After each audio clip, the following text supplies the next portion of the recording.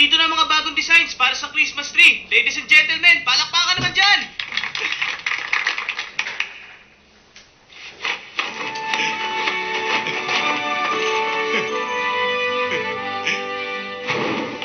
Kahit hindi masyado maganda, itong design ni Queenie, parang okay na rin eh. Kung anong kakaiba eh. Magaling lang talaga si Brian. Tingnan nyo, sobrang simple. Halos boring nga eh. Kaya lang, may kakaibang nakakuha ng atensyon natin. Pero di ko mapaliwanag kung ano yun. Kaligayahan. Oh. Ang importante, maramdaman mo ang kaligayahan dyan sa drawing kong Christmas tree. Yung mga simple mag-isip lang ang makakaintindi kung ano talaga ang kaligayahan. Mauna na ako. Pagod na ako eh. Bye. Brian! Anong problema?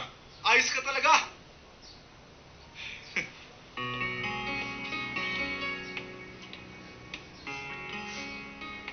Nilalabas niya lang ang nararamdaman niya. Kahit minsan para na siyang spoiled brat. Pero, mas gusto ko ng ganyan si Brian. Kesa naman manahimik na lang siya sa sarili niyang mundo.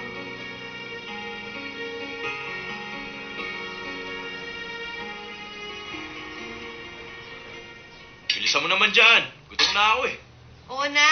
Eto, malapit na po. Gaano mo ba kakilala si Brian?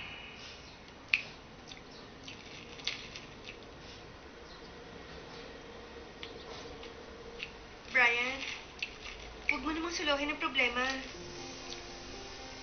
Ba't di mo binabanggit sa akin si Alan? Dahil magiging pamilya na tayo? O may iba ka pang dahilan? Huwag mo nang pakialaman yun.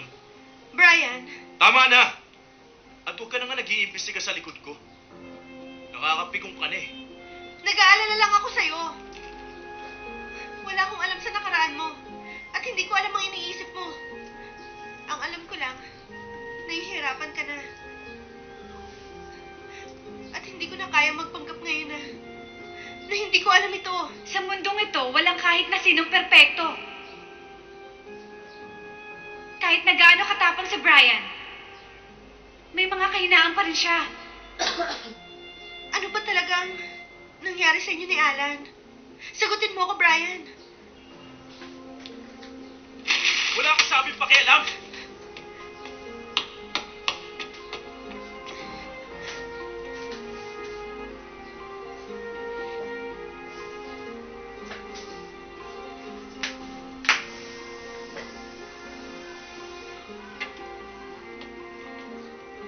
Alan, mag-aaral ka na.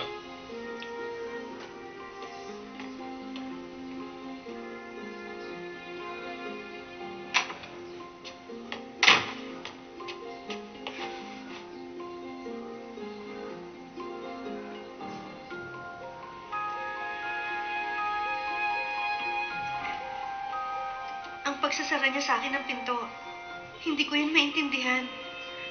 Para akong tangang nakatayo sa labas at natatakot na. Paano kung hindi na magbukas pa ang pintong yun? Hindi naman siguro.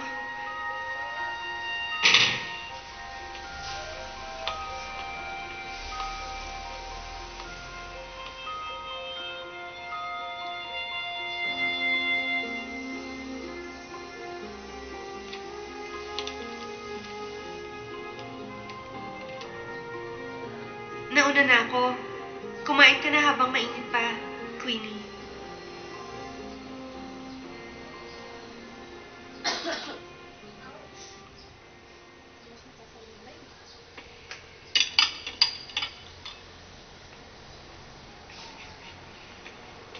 Pasensya na, close na po kami. Ay, Queenie! Ba't ka nandito?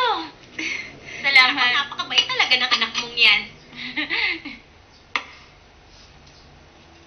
Kain na habang mainit. Eto pa. Naku, ayos na po ito. Baka hindi na namin maubos. Hayaan mo na. Minsan lang naman dito yung anak mong si Queenie. Maraming salamat, ho. Ma, kilala niyo ba si Alan?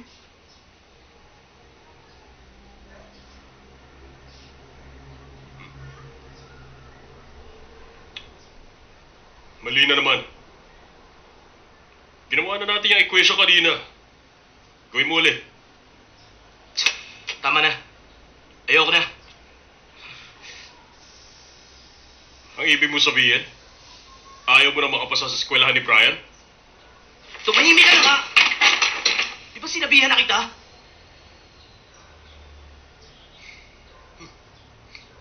Tama ka. Siguro nga, mas mabuting sumuko ka na lang.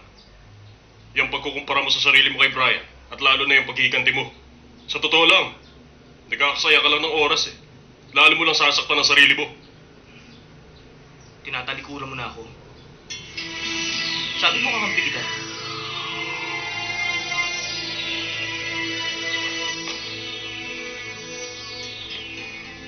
Sino ba gustong sumuko?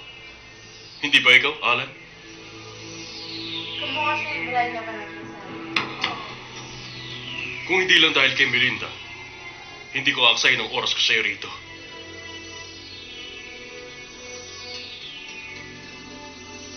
Alam ko naman may gusto ka lang kay mama eh. Pero hindi ka ba napapagod? Ang tagal mo na naghihintay na mahalin ka niya. Kahit na alam mo namang hindi ka niya mahal. Kaya nga naiintindihan kita. Kaya hinahayaan kitang gawin ang mga bagay na yun. Hindi ko siya mapapatawad. Siya ang may kasalanan. Kaya ako nagkaganito. Pagkatapos ngayon ang saya-saya niya sa bago niyang pamilya, hindi ko siya papayagan maging masaya.